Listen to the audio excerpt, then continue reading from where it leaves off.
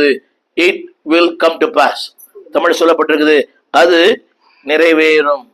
என கேட்கிற எல்லாம் சொல்லுங்க, நிறைவேறும். அது மட்டுமல்ல, நடக்கும். அதாவது நீங்க நினைச்சுக்கலாம் எப்படி நடக்கும்னு, அது இப்படிதான் நடக்கும். அந்த வார்த்தை போடுறது இப்படி நடந்தது. எப்படி நடந்தது? அவங்க சொன்ன மாதிரி இல்ல, இவங்க சொன்ன மாதிரி இல்ல, மத்தவங்க சொன்ன மாதிரி இல்ல, தேவன் சொன்ன மாதிரி. தகப்பனார் அடிக்கடி சொல்லுவார், நீ கருப்பு புஸ்தகம் படிக்கிற, உன் வாழ்க்கையே கருப்பாயிடும். உறவுகள்லாம் சொல்லிச்சு, எல்லாம் சொன்னாங்க, நீ உருப்படவே மாட்டேன். நான் வேலையை விட்டு வந்த பிறகு பைத்தியம், வேலை கிடையாது, கஷ்ட காலத்தை வேலையை விட்டு இருக்கிறான், நீ பிச்சை எடுக்க போற, உன் வாழ்க்கை எப்படி இருக்கும், உனக்கு யார் பொண்ணு கொடுப்பா, அதெல்லாம் கேட்ட காதுகள்லாம் ஏறாடும். ஆனால் அந்த வார்த்தை படிக்கிறேன், தேவனால் உரைத்தது நிறைவேறும். சூழ்நிலை பார்க்காதீங்க, காற்றை பார்க்கிற விதைக்க மாட்டான், அறுக்க மாட்டான்.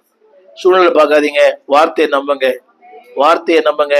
அந்த மரியாள் யோசேப்பு அந்த இரவிலே எழுந்து பிள்ளையும், அது ஒரு ஆர்த்தது, பிள்ளை கூட்டிக் கொண்டு. இன்னொரு கருத்து சொல்ல நம்புகிறேன்.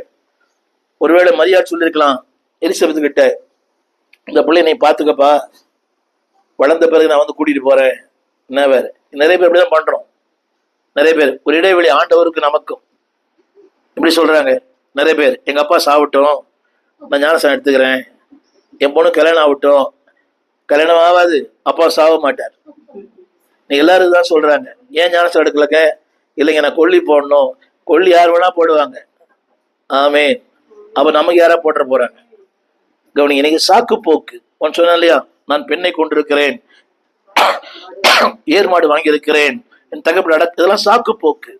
கவனிங்கள், அந்த இரவிலே, அந்த சூழ்நிலையில கீழ்ப்படிந்தார்கள். வார்த்தை சொல்லுகிறது, வசனம் நிறைவேறிற்று. அடுத்த சொல்ல போற அடுத்த வார்த்தை வேதம் சொல்லுகிறது, 22 வசனம். அதாவது தேவன் 23 நாசரேத்து ஊரிலே வந்து. இந்த நாசரேத் என்ற வார்த்தைக்கு அர்த்தம் என்னவென்றால், நன்மைகள் பிறக்காத இடம். நாசரேத் என்று சொன்னால் நன்மைகள் இல்லாத இடம். கவனிங்க, நன்மை இல்லாத இடத்துல கொண்டு போவார், உங்களை கூட நன்மைகளை செய்வார். ஆமே, நம்ம என்ன நினைக்க தெரியுமா, அங்க நன்மை உண்டு, இங்க நன்மை உண்டு. எனக்கு அப்படிதான் யோசித்தேன். ஏராளமான அழைப்பு, அங்க வாங்க, இங்க வாங்க, இங்கே தங்குங்க, வீடு தரோம், சபை தரோம். எனக்கு தெரியும், 2 வாரத்தில் துரத்திடுவாங்க. நாசரேத் என்ற வார்த்தைக்கு நன்மைகள் இல்லாத இடம். ஆனால் அந்த நாசரேத்துல இயேசு வந்தார், நன்மைகளுக்கு சொந்தக்காரனாய் மாறினார். வேதம் சொல்கிறது, அவர் நன்மை